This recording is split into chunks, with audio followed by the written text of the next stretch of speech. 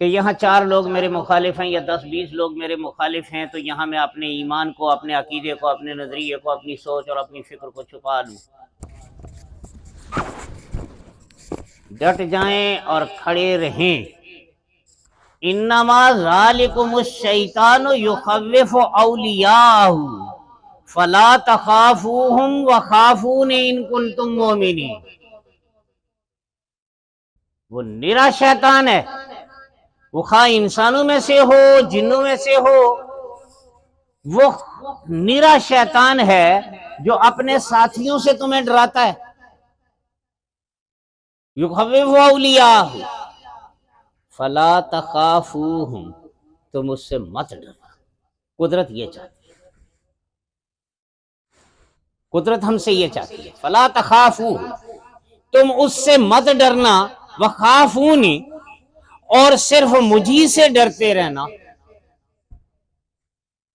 شرط یہ ہے کہ ان کنتم مؤمنین، اگر تم ایمان والے ہو۔ تو ایمان والے ہو تو ایمان والے تو چٹان ہوتے ہیں، یہ تو پہاڑ ہوتے ہیں، دنیا کی کوئی طاقت ان کو اپنے مقام سے نہیں ہلا سکتی۔ رسول کریم صلی اللہ علیہ وسلم کی حیات طیبہ سے سبق سیکھیے۔ تنہا کلمہ حق بلند فرماتے ہیں، باطل معبود بھرے ہوئے ہیں، خانہ کعبہ کے اندر بھی ہیں، اطراف اکناف میں بھی، صفا مروہ کے اوپر بھی۔ یہ مشرکانہ عقائد صدیوں سے چلتے آ رہے ہیں، یعنی ان لوگوں کے رگ و پے میں سرایت کر چکے ہیں۔ ان کو للکار دیتے ہیں اور تنہا فرد کی حیثیت سے للکار دیتے ہیں۔ پھر قدرت مدد جب فرماتی ہے تو ایک ساتھی مل جاتا ہے، پھر دوسرا ساتھ ہو جاتا ہے، پھر تیسرا ساتھ ہو جاتا ہے، پھر چوتھا ساتھ ہو جاتا ہے۔ اپنے گھر کے، اپنے خاندان کے وہ بڑے جن سے تائید اور تقویت ملنی چاہیے تھی، اٹھ کر مخالف ہو جاتے ہیں۔ قرآن مجید کی سورت مبارکہ نازل ہوتی ہے، سورہ لہب، تبت یدا ابی لہب وتب، ٹوٹ جائیں دونوں ہاتھ ابو لہب۔ یہ اب ابو لہب کو ذہن میں رکھیں، یہ میرا خیال ہے کہ دوسرے سال ہے یا ایک سال کے اندر اندر ہی میرا خیال ہے کہ یہ سورت مبارکہ نازل ہو گئی تھی قرآن مجید کی۔ اور اس کے بعد رسول کریم صلی اللہ علیہ وسلم تبلیغ کرتے رہے، دعوت کا علم بلند کیے رکھا، مشکل ترین حالات رہے، لیکن قدرت نے کچھ تائید اور تقویت بھی مہیا کی۔ گھر جاتے تو حضرت سیدہ خدیجہ الکبریٰ رضی اللہ تعالی عنہا ڈھارس بندھاتی، باہر شہر میں نکلتے، گلی محلوں میں نکلتے تو حضرت سیدنا ابو طالب رضی اللہ عنہ ڈھال بنے رہتے، یعنی گھر میں بھی سکون اور باہر بھی امن و امان۔ اس ماحول میں 10 سال گزر جاتے ہیں۔ 10 سال جب گزرتے ہیں تو جس طرح پاؤں کے نیچے سے زمین کھینچ لی جاتی ہے نا، ہم تو حیثیت ہی کیا رکھتے ہیں، ہم چیز ہی کیا ہیں۔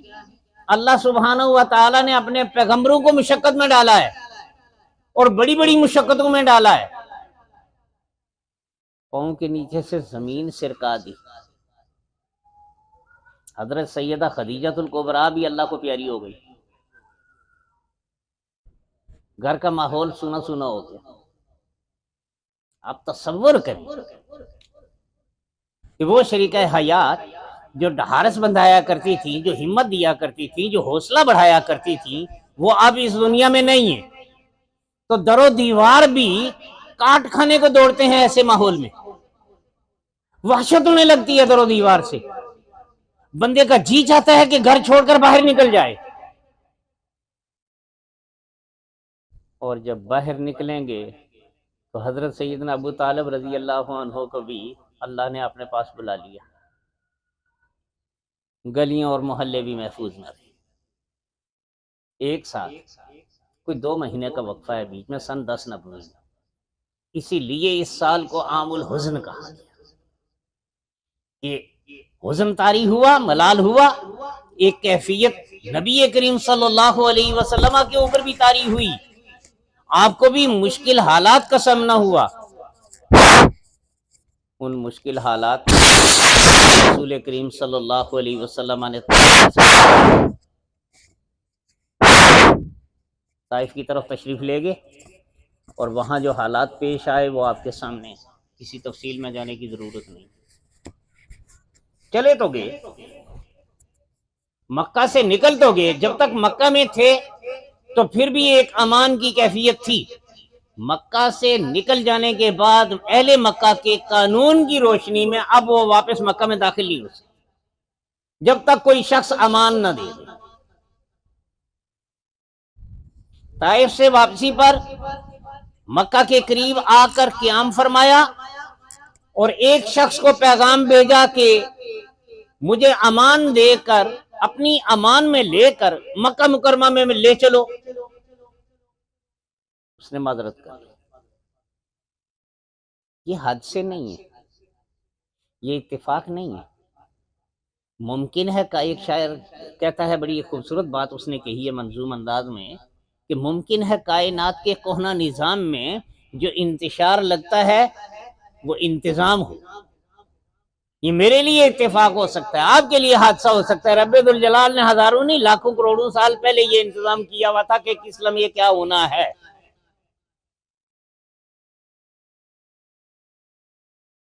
ایک بندے کو پیغام بھیجا، اس نے معذرت کر لی کہ میں قریش کے پائے پلے کا بندہ نہیں ہوں، میں قریش کے اوپر حکم جاری نہیں کر سکتا، اور امان وہ شخص دے سکتا ہے جو حکم جاری کر سکے اور باقیوں کو ڈکا لگا سکے، روک سکے کہ میں نے امان دے دی، اب ان کو کوئی گزاند نہیں پہنچا سکتا۔ قریش مکہ میری سنیں گے مانیں گے ہی نہیں، معذرت کر لی اس نے۔ تو یہ قدرت کا انتظام ہی ہے، یہ بھی نبی کریم صلی اللہ علیہ وسلم کے حوصلوں کو مضبوط کرنے کی ایک کوشش ہے۔ آپ صلی اللہ علیہ وسلم نے ایک اور شخص کو پیغام بھیجا کہ آپ مجھے امان دیں اور مجھے مکہ مکرمہ میں واپس داخل کروا دیں۔ اس نے بھی معذرت کر لی، اس نے بھی کہا میں بھی قریش مکہ کے پائے پلے کا بندہ نہیں ہوں، اور میں بھی قریش مکہ کو کوئی حکم صادر نہیں کر سکتا، میرا کوئی ان کے اوپر حکم نہیں چل سکتا یا ان کے اوپر جاری اور حاوی نہیں ہو سکتا۔ یعنی آپ اندازہ کریں کہ کس کیفیت میں رہے ہوں گے رسول کریم صلی اللہ علیہ وسلم، تھوڑا سا ویژولائز کریں اس سین کو، منظر کو دیکھیں، اپنے اوپر اس چیز کو لاگو کریں کہ آپ کے اوپر اگر اس طرح کا ماحول کوئی بن جائے، خدا نہ کرے، تو آپ پر کیا گزرے گی۔ یہ کوئی چٹکی بجانے کا کھیل نہیں ہے، پہلے بندے کا انتخاب ہوگا، پھر یہاں سے کوئی بندہ جائے گا، اس کو پیغام دے گا، وہ اس کے ساتھ جو بات چیت ہوگی، نیگوشیشن، اس میں ٹائم لگے گا، وہ بندہ سوچ بچار کے بعد اس کا جواب دے گا، اس پر بھی ٹائم، اور الانتظار اشد من الموت، انتظار کی گھڑیاں کتنی گراں ہوتی ہیں آپ کو اندازہ ہے، اور ہونا چاہیے۔ ایک کی طرف سے جب انکار آ گیا تو کیا کیفیت ہو گئی ہوگی۔ دوسرے کو پیغام بھیجا، کتنا وقت لگا ہوگا اس پر بھی۔ یہ ساری انتظار کی گھڑیاں ہیں، یہ شدید ترین لمحات ہیں، اور نبی مکرم صلی اللہ علیہ وسلم کے اوپر، یہ کسی عام آدمی کے اوپر نہیں ہے، جو اللہ سبحانہ و تعالی کے حبیب ہیں، حبیب مکرم ہیں، چنیدہ بندے ہیں، برگزیدہ رسول ہیں، صاحب کتاب پیغمبر ہیں، ہمارے جیسے عام آدمی نہیں ہے۔ دوسرے بندے نے بھی جب انکار کر دیا تو پھر رسول کریم صلی اللہ علیہ وسلم نے ان قواعد اور ضوابط کی روشنی میں کوئی ایسا انتخاب کرنا ہے جو انکار نہ کرے، یا جس کا حکم کم از کم قریش مکہ پر چل سکتا ہو۔ چنانچہ حضرت مطعم بن عدی رضی اللہ عنہ کو پیغام بھیجا کہ آپ مجھے امان دیں اور مجھے واپس مکہ میں لے چلیں، میں فلاں مقام پر ہوں، مجھے یہاں سے واپس مکہ مکرمہ میں لے کر چلیں۔ حضرت مطعم بن عدی بڑے بہادر، بڑے شجاع، بڑے جیتار انسان، اور حرب فجار میں قریش مکہ کے لشکر کے سپہ سالار تھے، یہ کوئی عام آدمی نہیں ہے۔ حرب فجار میں قریش مکہ، باقی سردار اس کے پیچھے صف میں، اس کے حکم کے پابند اس شخص کے، اور یہ شخص سپہ سالار اب ضعیف العمر تھے، بیٹے جوان تھے۔ رسول کریم صلی اللہ علیہ یہ آپ لوگوں کو یہ ذہن میں رکھیے گا، یہ سب قدرت کر رہی ہے، اور یہ سارا کچھ قدرت کروا رہی ہے، وہی مقلب القلوب ہے، دو سے انکار کروا رہی ہے تو وہ بھی وہی کروا رہی ہے، اور تیسرے سے اقرار کرائے گی تو وہ بھی وہی ذات کروا رہی ہے، مقلب القلوب ہے۔ اس نے اسباب پیدا کرنا، اس نے تعلیم دینی ہے، اس نے تربیت دینی ہے، اس نے مشقت میں ڈال کر اپنے نبی کے اعصاب کو مضبوط کرنا ہے۔ اور مضبوط کیوں کرنا ہے؟ آگے اہل کتاب یعنی ہجرت کا وقت اب قریب آ رہا ہے، ہجرت کا وقت اب قریب آ رہا ہے۔ ہجرت کے بعد اہل کتاب کے ساتھ رسول کریم صلی اللہ علیہ وسلم کا سامنا اور مقابلہ ہونے والا ہے، اور وہ مذہبی ذہنیت رکھتے تھے اور بیمار مذہبی ذہنیت رکھتے تھے، یعنی اس طرح کے لوگوں کو سمجھانا ممکن ہی نہیں ہوتا، انتہائی دشوار کام ہوتا ہے جو کسی مذہب کی آڑ بھلے کوئی بھی انہوں نے تعویل کی ہوئی، وہ صحیح ہوں یا غلط ہوں، وہ اڑ جاتے ہیں، ڈٹ جاتے ہیں، جم جاتے ہیں، کیونکہ وہ سمجھتے ہیں کہ ہم ہی نیک ہیں، باقی تو سارے دنیا میں خطا کار اور گناہ گار لوگ، فاسق اور فاجر لوگ، ایک پارسا لوگ اور نیک لوگ ہم ہی ہیں۔ تو رسول کریم صلی اللہ علیہ وسلم کے اعصاب کو مضبوط کیا جا رہا ہے ان کا سامنا کرنے کے لیے۔ تو اب جب تیسرے بندے کو پیغام گیا، حضرت مطعم بن عدی کو پیغام گیا، جیسے ہی آپ کو پیغام ملا تو آپ نے اپنے بیٹوں کو حکم دیا کہ زیرہ بختر اور اپنے جنگی لباس پہن کر آؤ، خود بھی اٹھے، جنگی لباس پہنا، گھوڑے پر سوار ہوئے، اپنے صاحبزادوں کو ساتھ لیا، رسول کریم صلی اللہ علیہ وسلم کی خدمت میں حاضر ہوئے، امان دی، اور اپنے ساتھ رسول کریم صلی اللہ علیہ وسلم کو، یعنی مکہ مکرمہ میں داخل ہونا مشکل ہو گیا تھا۔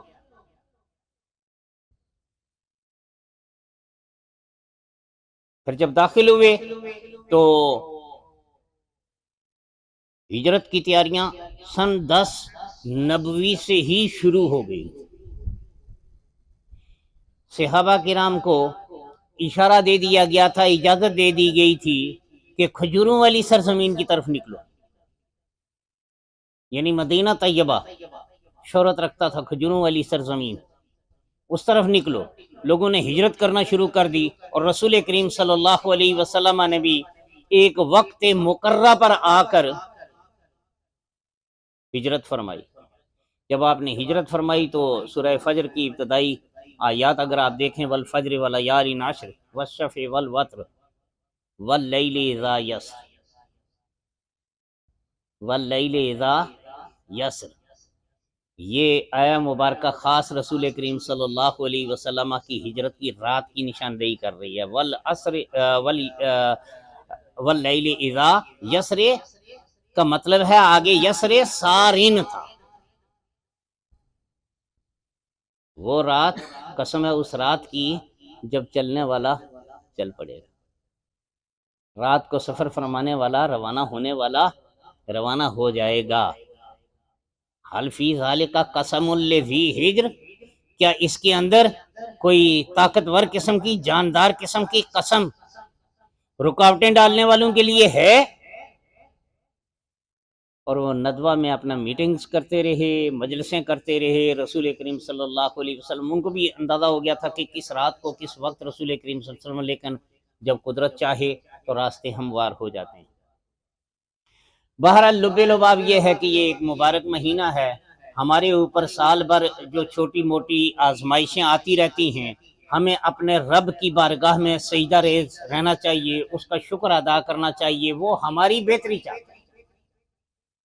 وہ ہماری بھلائی چاہتا ہے، وہ ہمیں ترقی دینا چاہتا ہے۔ بالکل آپ یونیورسٹی کے اندر بیٹھے ہوئے ہیں تو یونیورسٹی میں ایک درجے میں آپ طلبہ کو مشقت میں ڈالتے ہیں، پھر ان کو امتحان میں ڈالتے ہیں، امتحان میں جو کامیاب ہو جاتے ہیں ان کو آگے بڑھا دیتے ہیں، جو رہ جاتے ہیں ان سے کہتے ہیں کہ پیچھے رہو، ابھی تمہارے اندر وہ میچورٹی، وہ اہلیت پیدا نہیں ہوئی۔ آپ ان کو مزید تربیت دیتے ہیں، اور جب ان کے اندر پختگی میچورٹی آ جاتی ہے، اس قابل ہو جاتے ہیں اگلے درجے میں جانے کے، تو پھر آپ ان کو پروموٹ کرتے ہیں۔ یہی حال ہے ہمارا بھی، قدرت بھی ہمیں اسی طرح کی آزمائشوں میں، امتحانات میں ڈالتی ہے۔ تو اللہ سبحانہ و تعالی کا پھر شکر ادا کرتے ہیں، ہم اس کی بارگاہ میں دعا کرتے ہیں، پروردگار ہم کمزور لوگ ہیں، تیرے رحم و کرم کے سہارے پر، تیرا فضل ہی ہمیں سہارا دے سکتا ہے، بچا سکتا ہے، ہماری کوئی بھی ساتھ نہیں، ہماری کوئی حیثیت نہیں، ہماری کوئی اوقات نہیں، جو ہے صرف تیرا فضل ہمیں لے کر چل رہا ہے۔ پروردگار اپنے فضل کے، اپنی رحمتوں کے، اپنی برکتوں کے در ہمارے اوپر کھول دے، ہماری خطاؤں کو، لغزشوں کو، قرآن مجید کو پڑھنے پڑھانے کے معاملے میں جو کوتاہیاں ہوئی ہیں، ہم خطا کار لوگ ہیں، کئی جگہ پر ہم سے غلطیاں ہوئی ہوں گی، پروردگار تیری رحمت بہت وسیع ہے، اپنے خاص فضل و کرم کے توفیل پروردگار ہماری ان خطاؤں کو، ہماری ان کوتاہیوں کو، ہماری ان لغزشوں کو معاف فرما دے۔ یا الہ العالمین ہمارے قرآن مجید پڑھنے والوں کو اس کا اجر جزیل اپنی بارگاہ سے مرحمت فرما۔ یا الہ العالمین جنہوں نے یہاں دل لگا کر سنا ہے، قرآن مجید کی سماعت کی ہے، یا الہ العالمین ان کی جھولیاں بھی مرادوں سے بھر دے، ان کے اوپر بھی اپنا فضل و کرم نازل فرما۔ یا الہ العالمین ہمارے جتنے اعزاء، اقارب، احباب، ہمارے والدین، ہمارے بزرگ، ہمارے دوست احباب، ہمارے اساتذہ اور مشائخ، ہمارے قرابت دار، ہمارے جان پہچان والے، ہمارے محسنین اور مربیان جو زندگی میں ہمیں سہارا دیتے ہیں، ہمارا ہاتھ تھامتے ہیں، پروردگار ان میں سے جو بھی تیری بارگاہ میں پہنچ چکے ہیں، ہم ان کے لیے تیری بارگاہ میں فریاد کرتے ہیں، دعا کرتے ہیں، پروردگار ان کے اوپر اپنا خاص فضل و کرم نازل۔ یا الہ العالمین ان سب کی کامل بخشش و مغفرت فرما۔ یا الہ العالمین ہمارے اس ادارے کو، جامعہ کراچی کو، دن دونی رات چوگنی ترقی عطا فرما۔ یا الہ العالمین اس کے مالی بحران کو دور فرما دے۔ یا الہ العالمین غیب سے اسباب و سامان مہیا و مقدر فرما دے۔ یا الہ العالمین ہماری فیکلٹی کی، ہمارے اساتذہ جو ہیں، ہمارے طلبہ جو ہیں، ان کی توفیقات میں اضافہ فرما۔ یا الہ العالمین ہمارے ساتھ کھڑے رہنے والے، ہمارا ساتھ دینے والے، ہمارے ساتھ تعاون کرنے والے جتنے بھی لوگ ہیں، ان کا سایہ سلامت فرما، ان کی مدد و نصرت کو اپنی بارگاہ عالیہ میں قبول اور منظور فرما۔ یا الہ العالمین ہمارے طلبہ کو، ہمارے جو یہاں زیر تربیت اساتذہ ہیں، ان کو زندگی میں کامیابیاں اور کامرانیاں عطا فرما۔ یا الہ العالمین ہم آزمائشوں کی تاب لانے کے قابل نہیں، پروردگار ہمیں آزمائشوں سے محفوظ اور معمون فرما۔ بالخصوص فتنہ پرور لوگوں کی آزمائش بننے یا ان کے ہاتھوں فتنہ کا شکار ہونے سے ہمیں محفوظ اور معمون فرما دے۔ یا الہ العالمین جتنے بھی لوگ ہمارے حاسد ہیں، ہمارے مخالف ہیں، ان کے شر سے ہمیں محفوظ اور معمون فرما دے۔ یا الہ العالمین ہمارے طلبہ طالبات کو، ہمارے اساتذہ کو دین و دنیا کی خیر اور بھلائی، عزت اور آبرو عطا فرما۔